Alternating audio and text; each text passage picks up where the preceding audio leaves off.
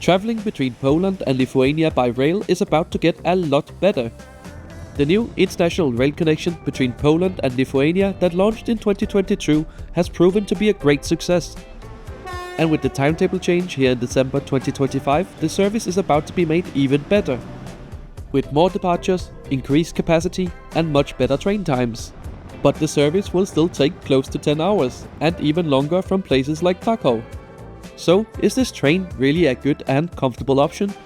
Let's find out as I show you everything you need to know about the train journey from Warsaw to Vilnius. We begin our journey at the recently reconstructed and heavily modernized Warsaw Zachodnia or Western Railway Station. The contrast between the new developments on one side of the station and the makeshift bus terminal on the other is really something. At the time of recording this video, the station was still heavily surrounded by construction, part of a massive project to modernize this important railway station. The small entrance here is a stark contrast to the huge new platform shelter we'll see later in the video. Heading inside and taking the escalator downstairs, we get to this very strange and small underground space. I mean, everything was still here, including a ticket office, luggage storage facilities, and there was even a McDonald's. But it seems like the underpass to the platforms was still under construction, making the station feel a bit strange, just being this dead-ended underground space that sits a bit out of place. Consulting the departure board shows our train is scheduled to leave from platform 5, and let me tell you, this was complicated to get to. Up and out of the station building, then to the left across some temporary access ways to head up some temporary stairs, where admittedly some great views of the tracks and Warsaw was presented.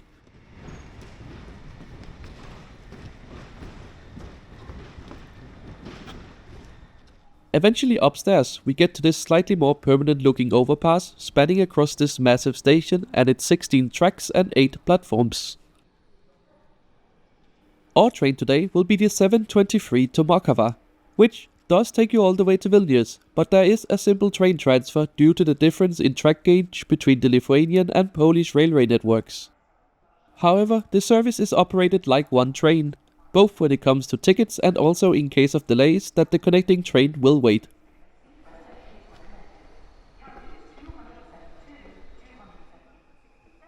Arriving down on the platforms, we can really start to get a sense of scale at this massive station.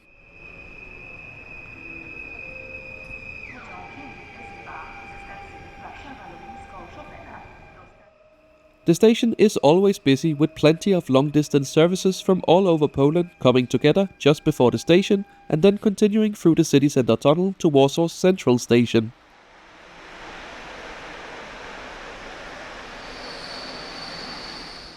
And after another brief moment of silence, our train pulls into the platform, having started its journey down in Kraków a couple of hours earlier.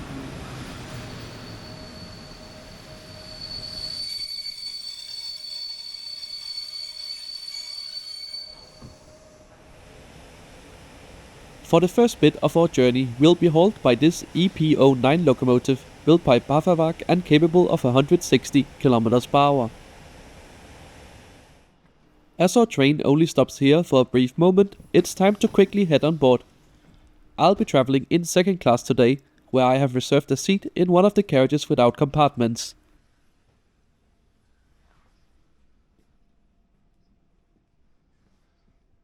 And here we are, home for the next many hours up to the Lithuanian border. We depart on time at 7:23, now heading slowly out of the station and for the city center tunnel, where just a couple of minutes later we call at Warsaw Central Station. Our train is scheduled to stop here for 27 minutes, so there's definitely some room for improvements in the overall journey time with such a long buffer. We depart again on time at 7:55, now heading for our last stop in Warsaw. We emerge from the tunnel and just a few moments later begin to cross the Vistula River, which is the longest river in Poland, running roughly north to south.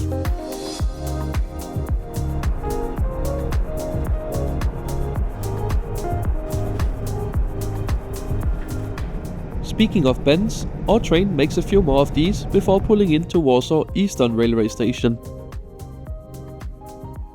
And here things took a turn for the worse, as after we arrived we sat on the platform and waited some more with no movement. Turns out there were some issues with the signaling system on the line up ahead, but finally at 8:35, half an hour behind schedule, we get our permission to proceed, finally starting the intercity part of our journey with PKP.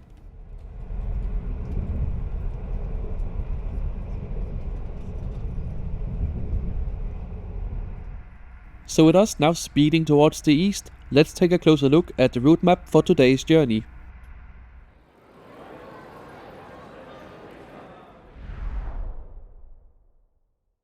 We are catching Intercity 144, which has started this morning down in Kraków before arriving here in Warsaw to pick us up. We will continue heading northeast to Białystok for a loco change, then to Suwałki for a run around before crossing the border. Here we will change to a Lithuanian train that takes us the final way to Kaunas and Vilnius. The whole trip is scheduled to take 10 hours and 11 minutes to cover the 565 kilometers, which gives the train an average speed of 55 kilometers per hour. The train towards Lithuania is a regular domestic Polish intercity service, meaning while we do skip some stations, we do also stop in a lot of medium-sized towns along our route. The stops today are very brief because of our delay, with our driver doing the very best to throw the train down the main line to make up as much time as possible. With many more hours to go on board these carriages, let me show you around the train. At the front of the train today, we have one of the adapted second-class carriages with lots of space for bikes, although this service wasn't quite that popular today. Next up, we have one of the many second-class carriages on board our train. This one had been nicely refurbished, including the addition of modern passenger information displays. Our train includes a mix of different second-class carriages, most of which are in the airline-style 2+2 seating layout. While first class is offered in form of one compartment carriage, these carriages are very similar to the second-class ones, just having a bit more legroom. But the best part about the train is the inclusion of a full dining car on board cooking up delicious meals, which we'll be sure to check out later in the video. In addition to this, there's also a carriage specifically adapted for travelers with reduced mobility, including a large accessible toilet. And speaking of the toilets, let's check out one of the regular ones. Just like the rest of the carriages, the toilet was fully functional with working water, as well as the toilet itself being a modern clean vacuum toilet, so PKP gets a thumbs up from me. Just under 2 hours after leaving Warsaw, we are now arriving in Białystok. It's the largest city in northeastern Poland and number 10 overall in the country, making it one of the most important stops on today's trip. It's also the end of the electrified railway network for our journey, meaning a locomotive change is about to take place, so let's jump off the train to check that out.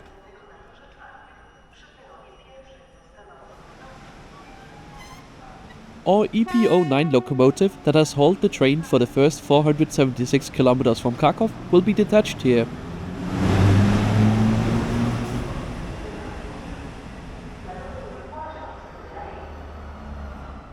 Taking on the next 183 kilometers to Lithuania will be a newer diesel locomotive, which definitely looks very distinctive.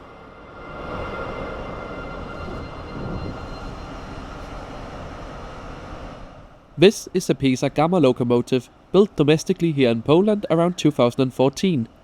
They are capable of 160 km per hour.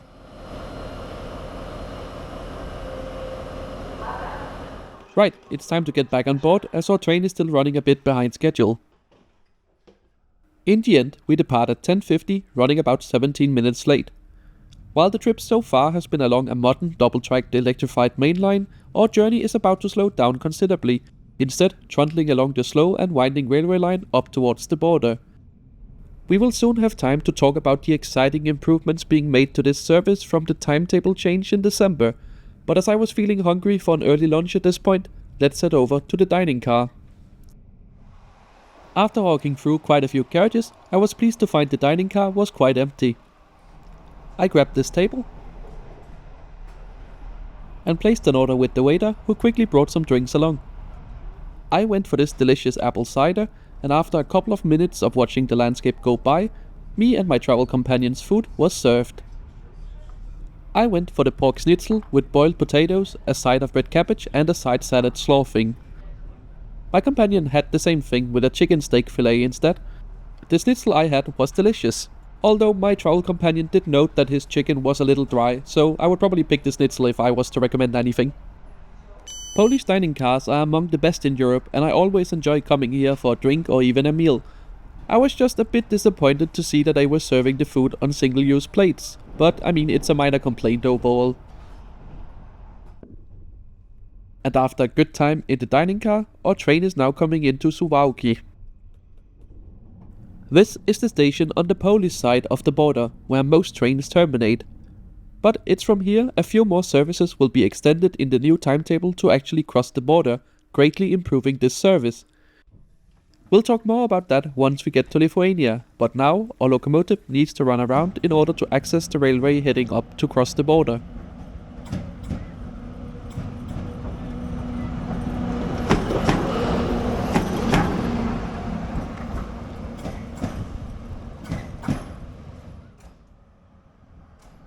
And here comes our Pacer locomotive back, now facing the right way and ready to take us to Lithuania.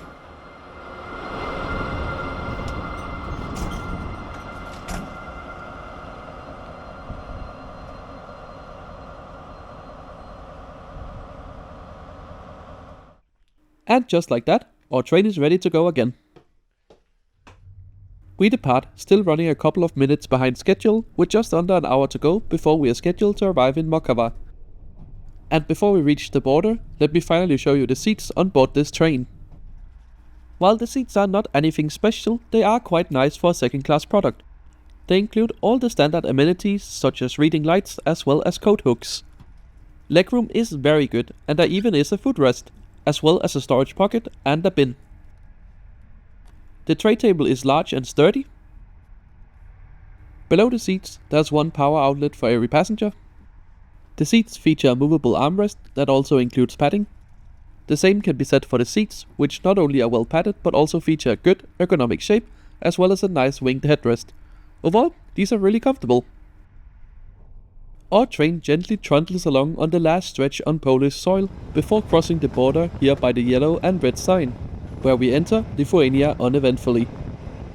Our train then proceeds to pick up the speed slightly on the better maintained railway line on the Lithuanian side of the border, all the way to the Polish train's final stop in Moldova. The Lithuanian railway network and the rest of the Baltics for that matter use wider broad gauge track, meaning Polish trains can't continue all the way to Vilnius, at least not without a gauge change. So here everyone has to alight the train and do a simple cross-platform change to a Lithuanian train that will complete the final bit of the journey to Kaunas and Vilnius. The station here is fairly small, with just one little building and a few tracks with some freight wagons hanging around. Eventually, in the distance, our Lithuanian train appears, arriving in from Vilnius and ready to connect with the Polish train that will now be heading back to Kraków.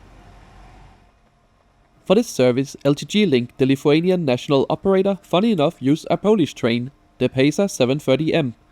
But this one works on the wider broad gauge track and is capable of 140 km per hour. Compared to PKP, these LTG Link trains are a bit more basic, but they still feature comfortable seating for this part of the journey. There's no seat reservations in second class on this leg, so just pick any available seat. I went for this airline style seat towards the rear of the train. We depart Moldova on time at 15:10. The Lithuanians are an hour ahead of Poland, so that's why there's a bit of time zone shenanigans here. And we have just about 90 minutes left before we will reach Vilnius. So before we check out the interior of the Lithuanian train, let's talk about why this service is getting so much better. Well, with the new timetable, PKP and LTG Link are doubling down on this service, adding 2 new trains across the border and retiming the original train to be much more convenient.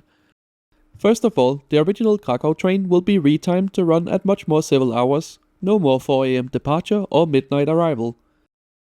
Secondly, a whole new train from Stettin via Warsaw to Vilnius is to be introduced, doubling capacity and giving much more flexibility for connecting services and overall choice. And on top of that, a third short turn is also planned, although this one does not seem to offer onward connectivity into Poland. So it seems like the original launch of this service has been successful, and now it will be possible for even more people to travel by train between Lithuania and Poland. And in the future, services will get even better once Poland gets connected to Rail Baltica, where we might even see direct high-speed trains all the way from Warsaw to Tallinn. And with our journey coming closer to an end, let me show you around these Lithuanian trains. They are comfortable with seats in a 2+2 layout throughout, mostly airline style. There's an accessible area with space for bikes, wheelchairs, etc., and it's close to the accessible toilet. Further down there is a staff compartment where the staff are happy to make you a cup of coffee or get a small snack from the limited on-board menu. Towards the front of the train is where you'll find the small first-class section. The seats are nearly identical, and the main difference is the ability to reserve a specific seat when booking online. The second-class seats have ample legroom and feature both a footrest as well as a storage pocket, a large tray table that also has a laptop bracket. Below ground there's one power outlet for every 2 seats. The seats themselves are comfortable without being particularly remarkable. They have a good amount of padding and are shaped nicely.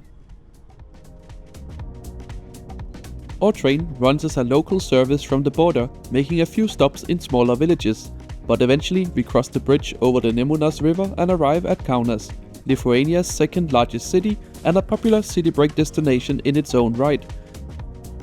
From here on, our train runs non-stop all the way to Vilnius, where we should arrive in about 40 minutes. I'm not gonna lie, it's been a long day on trains, but they are very comfortable ones, and it's great to see this route be successful enough to warrant a second daily connection. And with tickets being fixed at just 25 euros from Warsaw to Vilnius, it's also very affordable, especially compared to the variable pricing charged by the airlines on this route. So as we pull into Vilnius on time at 17:34, I'm gonna pass off the question to you. What do you think of this service, and are you excited to see it expanded? Let me know in the comments down below. Thank you so much for joining me on today's trip. If you want to see more videos like this, make sure you're subscribed to the channel, as I try to post a new one every Sunday. You can also follow me over on Blue Sky at intercitysimon.com. I usually post live on my travels in real time over there, so it's a great place to get a sneak peek at what videos might be coming to the channel in the future. Thanks for watching.